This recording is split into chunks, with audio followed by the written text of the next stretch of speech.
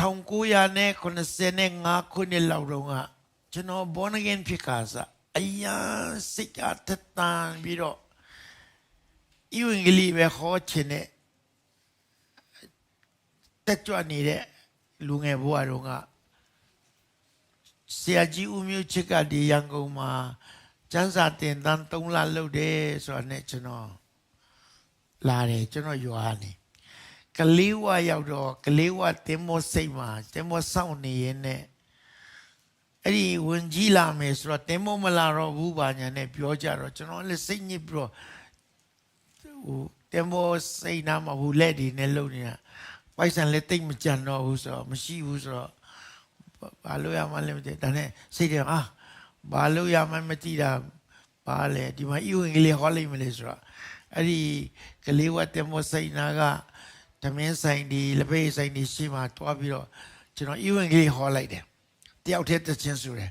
ဝမ်းမြောက်ဝဲရဝမ်းမြောက်ဝဲရတရင်ကိုပြောပြမိဆိုတော့ကျွန်တော်ကိုယ့်နဲ့ကိုလက်ကုပ်တီးပြီးတော့တချင်းဆိုလူတွေလာကြည့်ပြီဆိုကျွန်တော်ဟောလိုက်တယ်ဒါတဆိုင်ပြီးတဆိုင်လဲပြီးတော့ကျွန်တော်တယောက်တည်းပဲဟောတာအဲ့နဲ့အဲ့ဒီဆိုင်ရှင်တယောက်ကဟဲ့ကောင်လေးနင်ဘယ်တော့ကျင်လာလဲဆိုဟိုကျွန်တော်ရန်ကုန်သွားဖို့ဒီမှာတင်းမမလာသေးလို့ဒီမှာဤဝင်ကလေးဟောနေတာဆိုတော့အဲ့ဒီဆိုင်ရှင်ခင်ဗျာတင်းမဘာလဲတင်းမရောမလာတော့မဲစစ်တပ်ရဲ့မော်တော်ယာဉ်ခဏနေအောက်ဆင်းတော့မှာနေလိုက်ချင်းအဲ့ရလေးနဲ့တွားပြီးတော့အဲ့ဒီစစ်တပ်ရဲ့ရည်ရင်ပေါ်မှာတွားထိုင်လိုက်သူတို့မောင်းထုံးမှာမဟုတ်ဘူးအဲ့လိုပဲပြောကျွန်တော်ဘယ်သူမှလည်းတည်တာမဟုတ်သူပြောတာနဲ့ကျွန်တော်ရဲ့အိတ်လိုက်လို့ပြောစစ်တပ်ရည်ရင်ပေါ်ကျွန်တော်အဲ့ရလေးကိုချပြီးတော့ထိုင်တယ်ထိုင်ပြီးတော့တောင်းကြတော့ကျွန်တော်လည်းအဲ့မှာတခါလေးတချင်းပြန်ဆိုတယ်ဤဝင်ကလေးခေါ်တယ်စစ်သားတွေကလည်းပြုံးစီနဲ့ကျွန်တော်ကြည့်ကြတယ်ယုံလားမယုံဘူးလားလည်းတော့မသိကျွန်တော်ဟောနေအဲ့ဒီခါနဲ့ဒီမော်တော်စစ်တပ်မော်တော်ရတခါနဲ့ခုတ်လိုက်တော့တွားလိုက်တာလမ်းမှာစစ်သားတွေကလည်းကျွန်တော်တနာတဲ့စိတ်ရှိရတယ်နဲ့ဟိုမကွက်ကြီးသူတို့စစ်တပ်မကွက်ကြီးနဲ့လက်ဖေးဖြောတိုက်ကြတယ်စစ်သားတွေကတယောက်တလဲစီသမင်းကျွေးတဲ့လူကကျွေးအဲ့ကျွန်တော်ဟိုမုံရွာရောက်သွားတယ်မုံရွာရောက်ပြီးမုံရွာကနေကျွန်တော်မန္တလေးကနေပြီးတော့ရန်ကုန်မစင်းခင်မန္တလေးမှာတဲကူမဲ့နေရာလိုက်ရှာတော့အေဂျီဘုရားကျောင်းသွားတယ်အဲ့မှာတင်းလို့ဆရာမိသားစုကလည်းခရီးလွန်နေတော့အဆောင်ကကျွန်တော်ကိုအောက်ထပ်မှာအိပ်ပါဆိုအခန်းတကန်ပေးလိုက်တယ်ဖျားချမ်းတစ်ခုခင်းပေးလိုက်တယ်အဲ့မှာကျွန်တော်အိပ်လိုက်တော့ကွာမန္တလေးကတော့ချင်းပေါ်သလားမပြောနဲ့ကျွန်တော်လည်းချင်းတောင်လည်းမရှိဘူးတညလုံးအဲ့လိုချင်းမရိုက်နေရတယ်အဲ့လိုကိုမရဘူးအဲ့ဒါတော်ဒုက္ခရောက်တယ်နောက်တနေ့တော့မန္တလေးတောင်ကြီးကိုသွားပြီးတော့မန္တလေးတောင်ကြီးမှာစစ်တပ်တရင်တစ်ခုရှိတယ်အဲ့မှာကျွန်တော်ဝမ်းကွဲအကူတယောက်ကတတ်ထောက်ဘူးကြီးလုံနေတော့အဲ့ဒီမှာစစ်ချင်တောင်တလုံးတော့တောက်ရင်တော့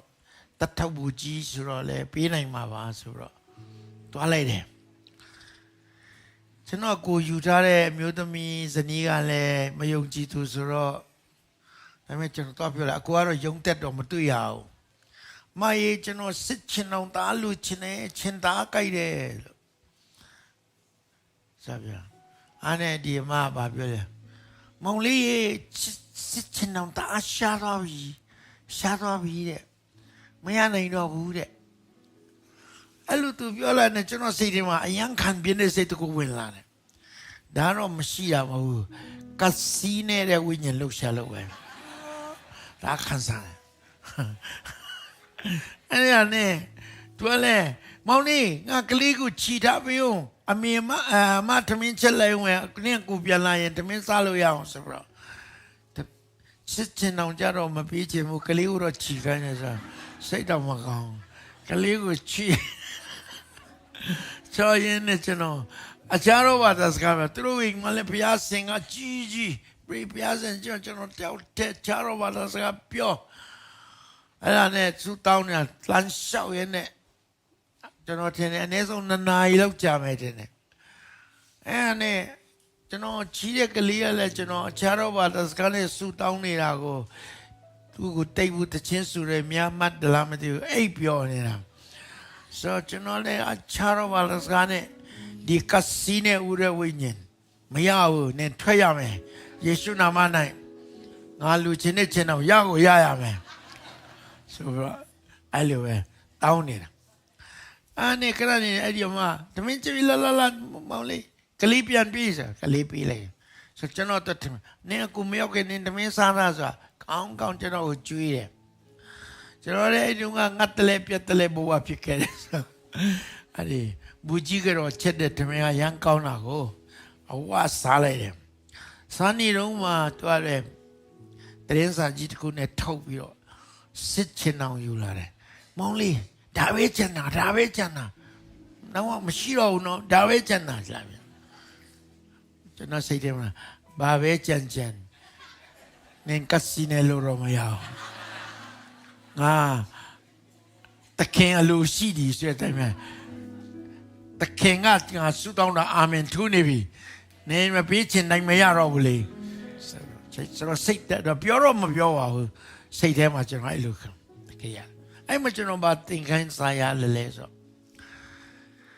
ကစီနေချင်တဲ့လူတွေနေပါစီကျွန်တော်တို့ဖျားသားသမီးခုနဆရာမဘေဘီသူကလည်းသူကလေးသားတနာတဲ့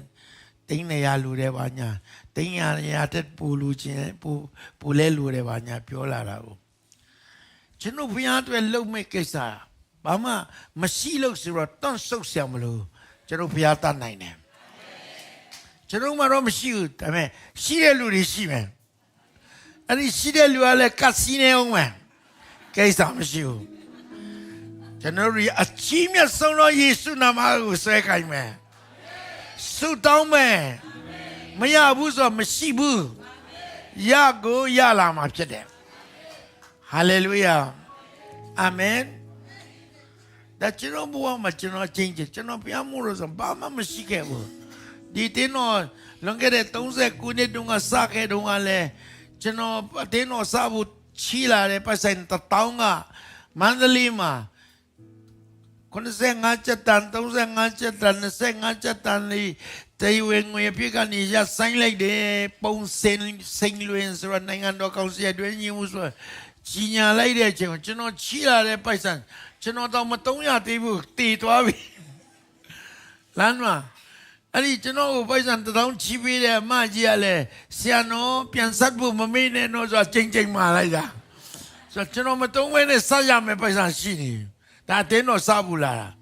ဆိုကျွန်တော်one day ပဲလက်ဖြစ်ခဲ့ပဲ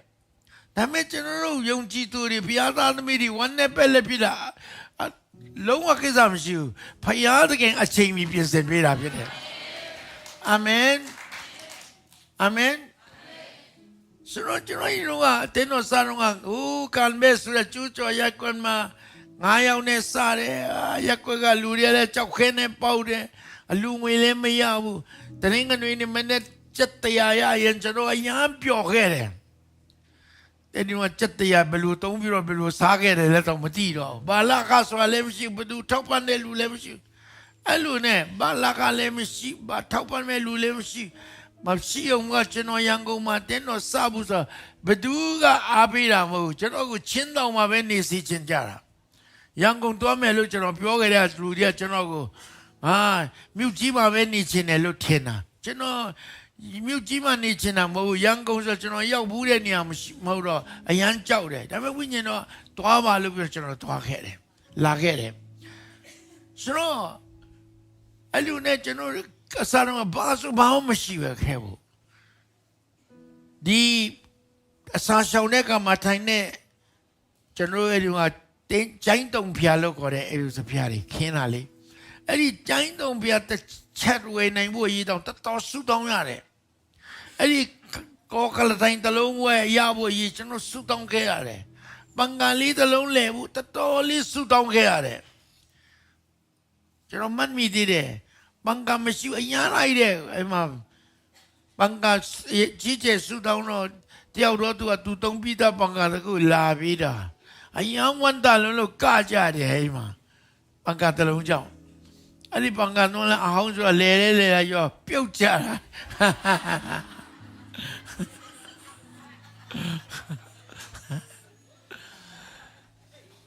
စရုံဒီနေ့ကျွန်တော်ဒါရီနဲ့ပြန်စရာဒါကျွန်တော်ဒီတားကောင်းကြီးရနေပြီပန်ကမကရတဲ့အဲကွန်ဒီပါရီနဲ့ဖြစ်ကုန်ပြီ Praise the Lord အဲ့တော့ခင်ဗျားတို့ဒီအဲကွန်ကန်မှာထိုင်မဲ့အိမ်ငိုက်မနေကြနဲ့ဘုရားကောင်းကြီးအာမင်တရားကောင်းကောင်းနာပါအာမင်အဲကွန်ဆိုအိမ်ငိုက်ဖို့အေးပေးတာမဟုတ်လန်းလန်းဆန်းဆန်းတရားနာနိုင်ဖို့အာမင်တချို့အေးခံရင်နဲ့အိမ်ငိုက်ပြီးတော့အိမ်မဲ့ကောင်းကောင်းနဲ့ပြန်မဲ့ဖို့တွေများမရှိစေပါနဲ့အာမင်ဆိုတော့ကျွန်တော်ဘာပြောချင်လဲတခင်အလိုရှိရဲ့တခင်အပြည့်ယေရှုအရာခတ်သိမ်းကိုဖန်ဆင်းတဲ့အရှင်မရှိသေးတဲ့အရာကိုရှိစေတဲ့အရှင်အာရာအလုံးကိုအုပ်ဆိုးတဲ့အရှင်အနန္တတကူရှင်ဒါကြောင့်ဒီနေ့ကျွန်တော်ယုံကြည်သူတွေဘုရားသားသမီးတွေကျွန်တော်ဆုတောင်းပြီဆိုရင်တခင်ကအလိုတော်ရှိ၍အထက်ကနေအာမင်ပြီးလာပြီဆိုရင်ခင်ဗျားရဲ့ဆုတောင်းတာတွေမရဘူးဆိုတာမရှိဘူးမ